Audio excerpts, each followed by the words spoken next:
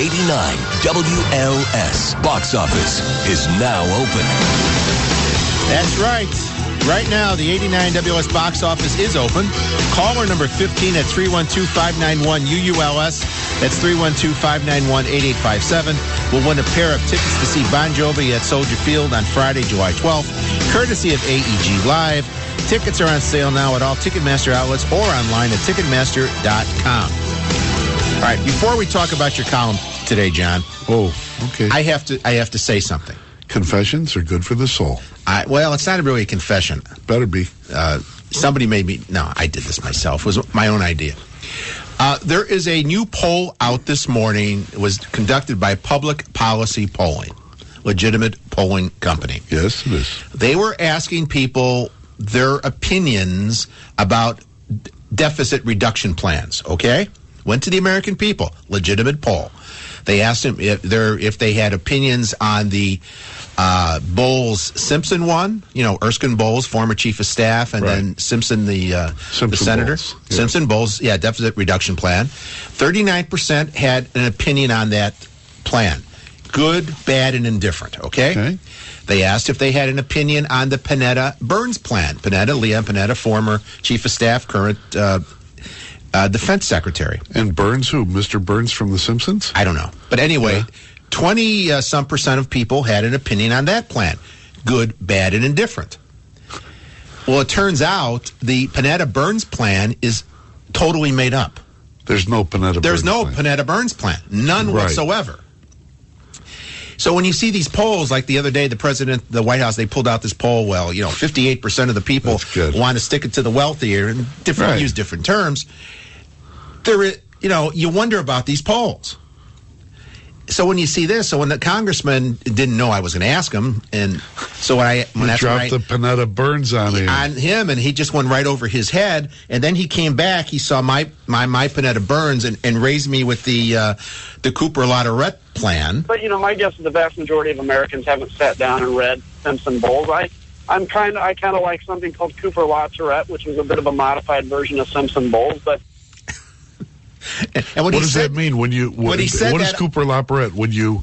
When someone says something to you, you start blurting out trillions of dollars. Well, see, 50 trillion. When he said that, I wasn't sure whether there was such a plan or he was just seeing my made-up plan and going further. Is that why you had to turn your face to the corner and like you were basically like a bear humping, jumping up and down, holding back the laughter? It was because it turns out there is such a plan.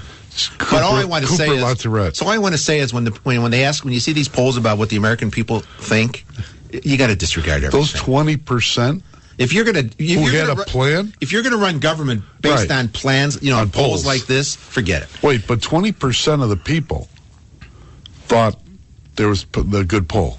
We have 1 minute now. Tell us about today's column. Why people should read it. I think you should read it if you care about how the city is going with police brutality, and cops know that I've got their back. Don't bury the lead. You talked to one of the jurors that was on the trial of the Polish bartender. Right, and he had strong things to say about Mayor Rahm Emanuel, and we're going to hope that we could get him on the air tomorrow to talk about it. But basically, he ripped the deal that's going to be presented in federal court, which would tomorrow, which would eliminate the finding by the jury in the Polish bartender case that there's a code of silence in the police department. And he said that the code of silence isn't from the bottom up, the real police, all the way up. It starts the other way, from the top down. And I thought that was very important because we got a lot of real police who listen to this program and our show, and they should know that that juror understood what's really going on. That's in today's column. John Cass, page 2, the Chicago Tribune, 10:54, back right after this. We can talk under the cone of silence. The cone of silence? 89 WLS. Friday morning on the Don and Roma Show on 89 WLS. Meet the Press's David Gregory. And how to prep your kids so they don't cry when they meet Santa. Friday morning, Don and Roma, 89 WLS.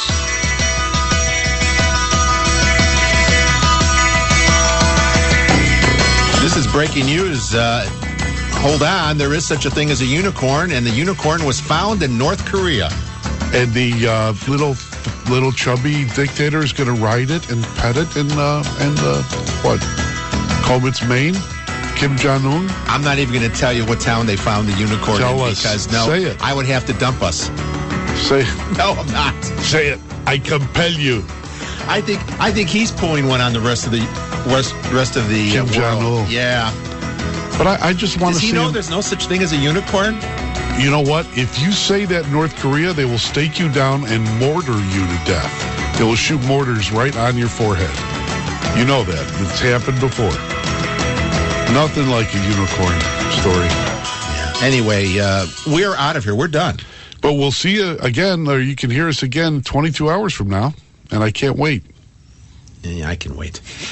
We have a lot to do. John and I are going to hit the streets right now. We're going to do some reporting. Oh, God. Heaven help the people downtown. Here we come, folks. We're warning you. Rush coming up at 11 o'clock in a couple minutes, and then it's Rowan Roper for your afternoon drive home, 2 until 6, right here on 89 WLS. See you in 23. 89 WLS. Jake Hartford, John Cass, we're here from 9 to 11, in for Dan and Bruce and Dan, for Don and Roma. I finally got to spit that out, didn't I? I love that enthusiasm. No.